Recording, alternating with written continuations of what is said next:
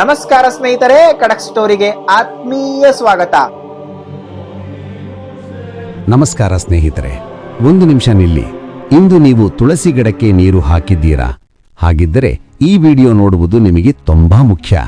ಏಕೆಂದರೆ ತುಳಸಿ ಗಿಡಕ್ಕೆ ಮನೆಯ ಈ ನೀರನ್ನು ಮರೆತು ಕೂಡ ಹಾಕಬಾರದು. ಹಾಗೇನಾದರೂ ಮಾಡಿದ್ದರೆ ಸಾಕ್ಷಾತ್ ಲಕ್ಷ್ಮೀದೇವಿಯೇ ನಿಮ್ಮ ಮೇಲೆ ಕೋಪಗೊಳ್ಳಬಹುದು.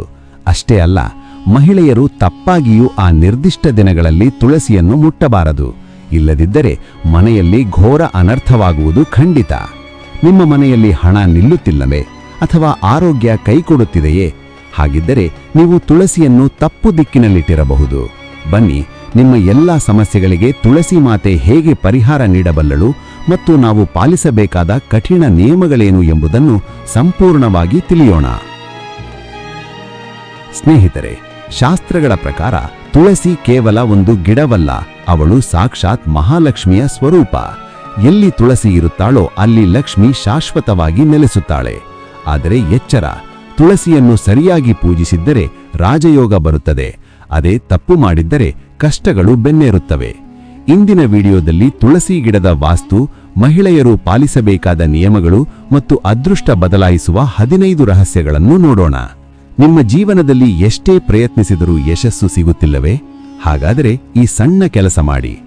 ನಿಯಮಿತವಾಗಿ ತುಳಸಿಯ ದರ್ಶನ ಮಾಡಿ ಕೈಮುಗಿಯುವುದರಿಂದ ವ್ಯಕ್ತಿಯ ಸಮಸ್ತ ಪಾಪಗಳು ನಾಶವಾಗುತ್ತವೆ.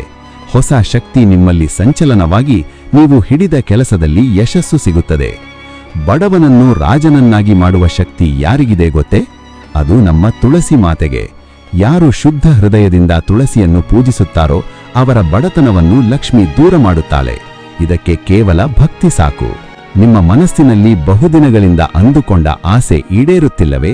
ಪ್ರತಿದಿನ ಬೆಳಗ್ಗೆ ತುಳಸಿಗೆ ಪೂಜೆ ಮತ್ತು ಸಂಜೆ ತಪ್ಪದೆ ದೀಪವನ್ನು ಹಚ್ಚಿ ನೋಡಿ. ನಿಮ್ಮೆಲ್ಲ ಇಷ್ಟಾರ್ಥಗಳು ಹೇಗೆ ಸರಾಗವಾಗಿ ಈಡೇರುತ್ತವೆ ಎಂಬ ಪವಾಡವನ್ನು ನೀವೇ ಕಾಣುವಿರಿ. ವ್ಯಾಪಾರ ಮತ್ತು ವ್ಯವಹಾರ. ವ್ಯಾಪಾರದಲ್ಲಿ ನಷ್ಟವಾಗುತ್ತಿದೆಯೇ ಅಥವಾ ಬಿಸ್ನೆಸ್ ಪೂರ್ತಿ ನಿಂತು ಹೋಗಿದೆಯೇ? ಚಿಂತೆ ಬಿಡಿ, ಇಲ್ಲಿದೆ ಪರಿಹಾರ. ಪ್ರತಿ ಶುಕ್ರವಾರ ತುಳಸಿ ಗಿಡಕ್ಕೆ ಸ್ವಲ್ಪ ಹಸಿ ಹಾಲನ್ನು ಅರ್ಪಿಸಿ. ಹೌದು, ಕೇವಲ ಹಸಿ ಹಾಲು. ಇದನ್ನು ಮಾಡಿದ್ದರೆ ನಿಮ್ಮ ತೊಂದರೆಗಳು ದೂರವಾಗಿ ವ್ಯವಹಾರದಲ್ಲಿ ಲಾಭ ಹರಿದು ಬರುತ್ತದೆ. ತುಳಸಿ ಮಾತೆ ಭಕ್ತರನ್ನು ಎಂದಿಗೂ ಕೈಬಿಡುವುದಿಲ್ಲ. ಮನೆಯಲ್ಲಿ ವಿಚಿತ್ರ ಶಬ್ದಗಳು ಅಥವಾ ಭಯದ ವಾತಾವರಣ ಇದೆಯೇ? ಭೂತ ಪ್ರೇತಗಳ ಭಯವಿದ್ದರೆ ಇದನ್ನು ಕೇಳಿ. ಎಲ್ಲಿ ತುಳಸಿಗೆ ನಿತ್ಯ ದೀಪ ಹಚ್ಚುತ್ತಾರೋ ಅಲ್ಲಿ ಯಾವುದೇ ದುಷ್ಟಶಕ್ತಿ, ಭೂತ ಪ್ರೇತಗಳು ಸುಳಿಯುವುದಿಲ್ಲ. ತುಳಸಿ ಇರುವ ಮನೆಯಲ್ಲಿ ನಕಾರಾತ್ಮಕ ಶಕ್ತಿ ಪ್ರವೇಶಿಸಲು ಸಾಧ್ಯವೇ ಇಲ್ಲ. ಮನೆಯಲ್ಲಿ ಹಣದ ಸಮಸ್ಯೆ ಇದೆಯೇ? ಕೈಯಲ್ಲಿ ಎಷ್ಟೇ ದುಡ್ಡು ಬಂದರೂ ಖರ್ಚಾಗಿ ಹೋಗುತ್ತಿದೆಯೇ? ಹಣ ಉಳಿಸಲು ಈ ಟ್ರಿಕ್ ಬಳಸಿ.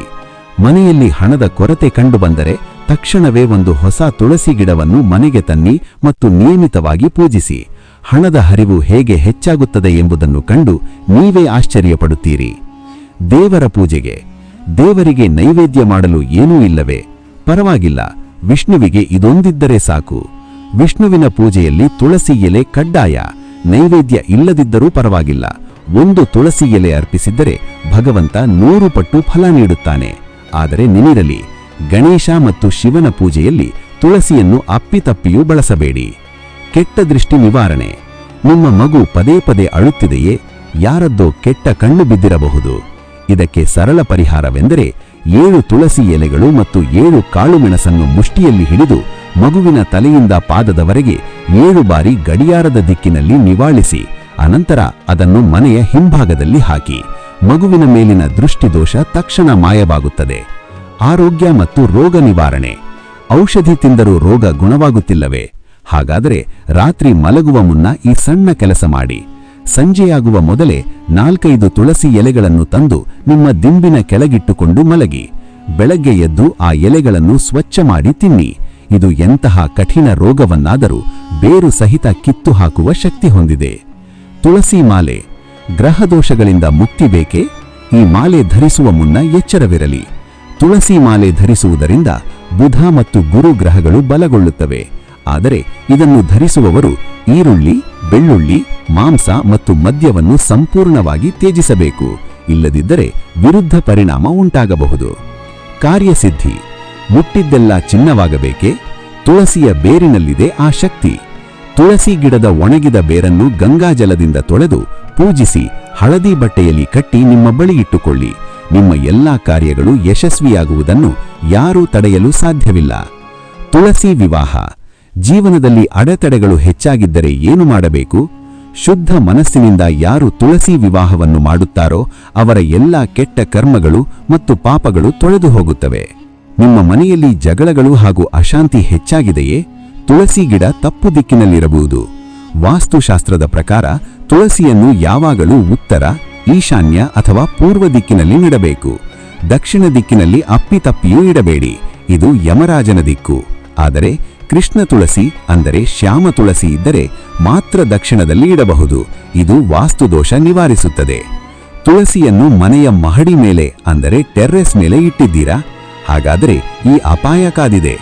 ಸಾಮಾನ್ಯವಾಗಿ ತುಳಸಿಯನ್ನು ಮನೆಯ ಛಾವಣಿಯ ಮೇಲೆ ಇಡಬಾರದು. ಹೀಗೆ ಮಾಡಿದ್ದರೆ ಉತ್ತರ ದಿಕ್ಕಿನಲ್ಲಿ ಬಿರುಕುಗಳು ಅಥವಾ ಇರುವೆಗಳ ಕಾಟ ಶುರುವಾಗಬಹುದು.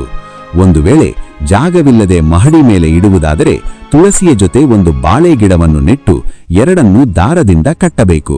ಆಗ ದೋಷ ಬರುವುದಿಲ್ಲ. ನೀರು ಮತ್ತು ಶುದ್ಧತೆ. ನೀವು ತುಳಸಿಗೆ ಹಾಕುವ ನೀರು ವಿಷವಾಗುತ್ತಿದೆಯೇ? ತುಳಸಿಗೆ ಎಂದಿಗೂ ಅಶುದ್ಧವಾದ ಅಥವಾ ಸ್ನಾನ ಮಾಡಿದ ಕೊಳುಕು ನೀರನ್ನು ಹಾಕಬೇಡಿ. ನೀವು ಕುಡಿಯಲು ಬಳಸುವ ಶುದ್ಧ ನೀರನ್ನು ಮಾತ್ರ ಹಾಕಬೇಕು. ಹಾಗೆಯೇ ತುಳಸಿ ಗಿಡದ ಕೆಳಗೆ ಶಿವಲಿಂಗ ಅಥವಾ ಗಣೇಶನ ವಿಗ್ರಹ ಇಡಬೇಡಿ. ಈಗ ಅತಿ ಮುಖ್ಯವಾದ ವಿಷಯ. ಬಹಳಷ್ಟು ಮಹಿಳೆಯರಿಗೆ ಈ ಪ್ರಶ್ನೆ ಇರುತ್ತದೆ: ಮುಟ್ಟಿನ ಸಮಯದಲ್ಲಿ ತುಳಸಿಯನ್ನು ಪೂಜಿಸಬಹುದೇ? ತಿಳಿಯದೆ ಮಾಡುವ ಈ ಒಂದು ತಪ್ಪಿನಿಂದ ತುಳಸಿ ಗಿಡ ಒಣಗಿ ಹೋಗಬಹುದು. ಶಾಸ್ತ್ರಗಳ ಪ್ರಕಾರ ಮುಟ್ಟಿನ ಸಮಯದಲ್ಲಿ ಮಹಿಳೆಯರು ಅಪವಿತ್ರರಾಗಿರುತ್ತಾರೆ. ಆ ಸಮಯದಲ್ಲಿ ಅಪ್ಪಿತಪ್ಪಿಯು ತುಳಸಿ ಗಿಡಕ್ಕೆ ನೀರು ಹಾಕಬಾರದು, ಮುಟ್ಟಬಾರದು ಮತ್ತು ಅದರ ನೆರಳು ಕೂಡ ಗಿಡದ ಮೇಲೆ ಬೀಳಬಾರದು. ಹಾಗೇನಾದರೂ ಮಾಡಿದ್ದರೆ ತುಳಸಿ ಗಿಡ ಒಣಗಿ ಹೋಗುತ್ತದೆ ಮತ್ತು ಮನೆಯಲ್ಲಿ ದಾರಿದ್ರ್ಯ ಬರುತ್ತದೆ. ಮುಟ್ಟಾದ 4ನೇ ದಿನ ತಲೆ ಸ್ನಾನ ಮಾಡಿದ ನಂತರವೇ ನೀವು ತುಳಸಿಯ ಪೂಜೆ ಮಾಡಬೇಕು. ಅಲ್ಲಿಯವರೆಗೆ ದೂರವಿರುವುದೇ ಶ್ರೇಯಸ್ಕರ. ನೋಡಿದರಲ್ಲ ಸ್ನೇಹಿತರೆ, ತುಳಸಿ ಕೇವಲ ಗಿಡವಲ್ಲ, ಅದೊಂದು ಅದ್ಭುತ ಶಕ್ತಿ. ಈ ಎಲ್ಲಾ ನಿಯಮಗಳನ್ನು ಪಾಲಿಸಿ ಆ ತಾಯಿಯ ಕೃಪೆಗೆ ಪಾತ್ರರಾಗಿ. ನಿಮಗೊಂದು ಪ್ರಶ್ನೆ: ನಿಮ್ಮ ಮನೆಯಲ್ಲಿ ಯಾವ ರೀತಿಯ ತುಳಸಿ ಇದೆ? ರಾಮ ತುಳಸಿಯೇ ಅಥವಾ ಕೃಷ್ಣ ತುಳಸಿಯೇ? ಕಮೆಂಟ್ ಮಾಡಿ ನಮಗೆ ತಿಳಿಸಿ. ಈ ಮಾಹಿತಿ ನಿಮಗೆ ಇಷ್ಟವಾಗಿದ್ದರೆ ದಯವಿಟ್ಟು ಈ ವಿಡಿಯೋವನ್ನು ಲೈಕ್ ಮಾಡಿ ಮತ್ತು ನಿಮ್ಮ ಸ್ನೇಹಿತರೊಂದಿಗೆ ಶೇರ್ ಮಾಡಿ. ಇದೇ ರೀತಿಯ ಮತ್ತಷ್ಟು ಆಧ್ಯಾತ್ಮಿಕ ಮತ್ತು ಉಪಯುಕ್ತ ಮಾಹಿತಿಗಾಗಿ ನಮ್ಮ ಚಾನೆಲ್ ಅನ್ನು ಮರೆಯದೆ ಸಬ್ಸ್ಕ್ರೈಬ್ ಮಾಡಿ. ಮುಂದಿನ ವಿಡಿಯೋದಲ್ಲಿ ಸಿಗೋಣ. ಅಲ್ಲಿಯವರೆಗೆ ತುಳಸಿ ಮಾತೆಯ ಅನುಗ್ರಹ ನಿಮ್ಮ ಮೇಲಿರಲಿ. ಧನ್ಯವಾದಗಳು.